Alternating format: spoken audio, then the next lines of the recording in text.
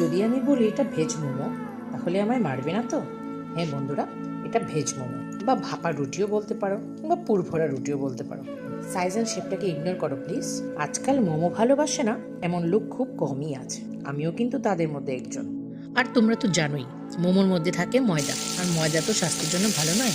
আর আমি যতটুকু জানি মোমোর স্যুপ, চাটনি সব কিছুতেই আজিনামোটো ইউজ করা হয়, যেটা স্বাস্থ্যের পক্ষে খুবই ক্ষতিকারক।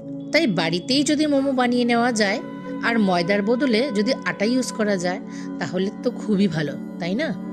তো তোমরা তো দেখতেই পেলে, প্রথমে বাঁধাকপি, গাজর, পেঁয়াজ সবগুলি কুচি কুচি করে কেটে তেলে রসুন ও আদা ফোড়ন দিয়ে সবজিগুলো দিয়ে দিলাম। তাতে দিয়ে দিলাম অল্প নুন, চিনি এবং গোলমরিচ। কিছুক্ষণ নেড়ে ঢেকে দিয়ে দিলাম সিদ্ধ হওয়ার জন্য।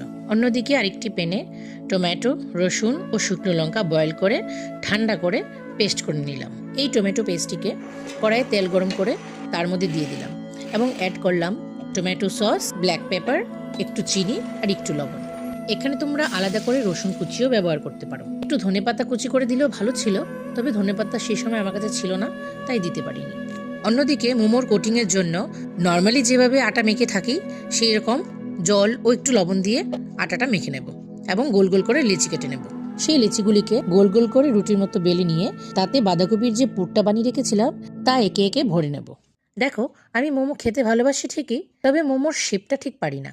এত ছোট ছোট আর ডিজাইন করে এতগুলো মোমো বানানোর জন্য অনেক ধৈর্য আর সময়ের প্রয়োজন, যেটা কোনোটাই আমার মধ্যে নেই। তাই যতটুকু শর্টকাটে এবং কম সময়ের মধ্যে বানিয়ে নেওয়া যায় আমি সেভাবেই বানিয়ে নিলাম। সাইজটা একটু বড় করে নিলাম যেন সবকিছু তাড়াতাড়ি হয়ে যায়। দেখো, আমি তো প্রফেশনাল মোমো মেকার নই, আর রেগুলারও মোমো বানানো হয় না বাড়িতে।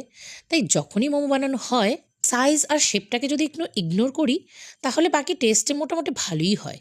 তো তোমরা এখানে তো দেখতেই পাচ্ছ যে একে একে কিছু বিচ্ছিরি শেপের মোমো বানিয়ে নিলাম। এখন পালা সেই মোমোগুলিকে স্টিম করার। আটাতে তো আর ময়দার মতো ইলাস্টিসিটি থাকে না, তাই দেখবে কিছু কিছু জায়গাতে মোমোগুলি ফেটেও গেছে। ঠিক আছে, কোনো ব্যাপার না।